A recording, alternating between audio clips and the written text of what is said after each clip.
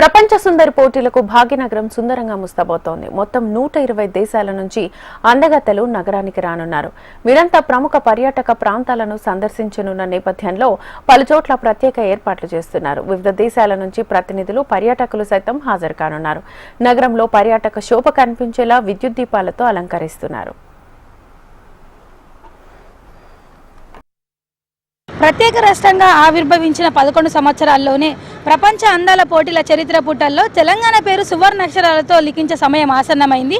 అయితే మరో 4 రోజుల్లో ప్రారంభం కానున్న మిస్ వరల్డ్ 2025కి మహానగరం ముస్తాబవుతుంది. ఇప్పటికే దీనికి సంబంధించిన అన్ని ఏర్పాట్లు కూడా అధికారులు వడివడిగా అయితే చేస్తున్నారు. అయితే తెలంగాణ జరూరానా థీమ్తో అటు అందగత్తెల పోటీలను ప్రతిష్టాత్మకంగా నిర్వహిస్తూనే ఇటు పర్యాటకాన్ని ప్రోత్సహించేలా చర్యలైతే తీసుకుంటుంది.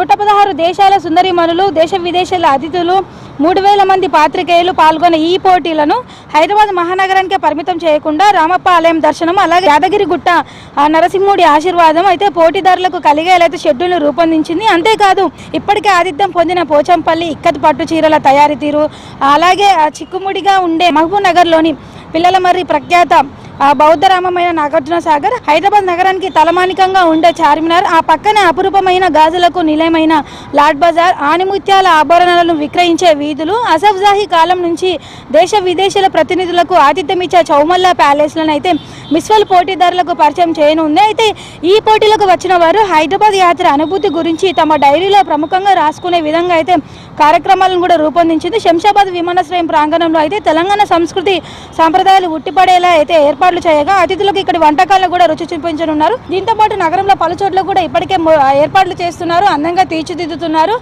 ఎన్టీఆర్ మార్గ్, అలాగే ట్యాంక్ బండ్ తదితర ప్రదేశాల్లో కూడా దీనికి సంబంధించి ఏర్పాట్లు అయితే జరుగుతున్నాయి. మిస్ వరల్డ్ పోటీలు గచ్చిబౌల్ ఇండోర్ స్టేడియంలో అయితే ఈ నెల 10న ప్రారంభమయ్యి 31న జరిగే గ్రాండ్ ఫినాలేతో ముగుస్తాయి. ఈ 21 రోజులు అడుగడుగున తెలంగాణ సంస్కృతి సాంప్రదాయాలు ఉట్టిపేడాలా ప్రభుత్వం అయితే ఏర్పాట్లు చేసింది. పోటీలో పాల్గొనే సుందరిమణులకు ఇక్కడి కళను పరిచయం చేసేలా అయితే కార్యక్రమాలను రూపొందించింది. 31వ తేదీన అయితే ముగింపు కార్యక్రమం ఉంటుంది. ఆ రాత్రి 10 గంటలకు మొదలై అర్ధరాత్రి 1 గంట వరకు అయితే కొనసాగుతుంది. విజేతల ప్రకటనలతో వేడుకలు ముగిసిన జూన్ 2న తెలంగాణ ఆవిర్భావ దినోత్సవం సందర్భంగా అయితే ప్రత్యేక ఏర్పాట్లు కూడా చేసింది. మిస్ వరల్డ్ విజేతతో పాటు 6 ఖండాల టైటిళ్లను గెలుచుకునే అందగత్తెలు జూలియా మేర్లీ ఇలా 8 మందికి రాజ్భవన్లో అయితే రాష్ట్ర గవర్నర్ జిష్ణుదేవ్ వర్మ తేనీటి విందుని అందిస్తారు. ఈ కార్యక్రమంలో ముఖ్యమంత్రి రేవంత్ రెడ్డి కూడా పాల్గొననున్నారు.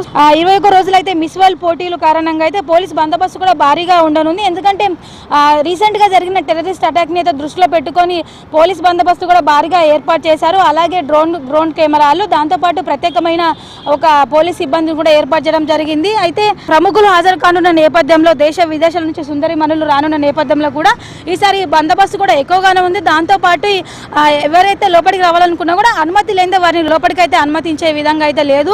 సో ఇప్పటికే నగరం అయితే ముస్తాబ్ అవుతుంది. చాలా చోట్ల తెలంగాణ సంస్కృతి సాంప్రదాయాలకు సంబంధించిన ఏర్పాట్లు అంటే ఎన్టీఆర్ మార్గ్, అలాగే ట్యాంక్ బండ్ తదితర ప్రదేశాల్లో కూడా మన తెలంగాణ సంస్కృతి సాంప్రదాయాలు ఉట్టిపడే విధంగా కార్యక్రమాలు కూడా ఏర్పాటు చేయనున్నారు. సో మొత్తానికి రానున్న మిస్ వరల్డ్ పోటీలకైతే మరో 4 రోజుల్లో ప్రారంభం కానున్న మిస్ వరల్డ్ 2025 పోటీలకైతే మహానగరం ముస్తాబ్ అవుతుంది. విడుదల రాజుతో ప్రియాంక, HM TV, హైదరాబాద్.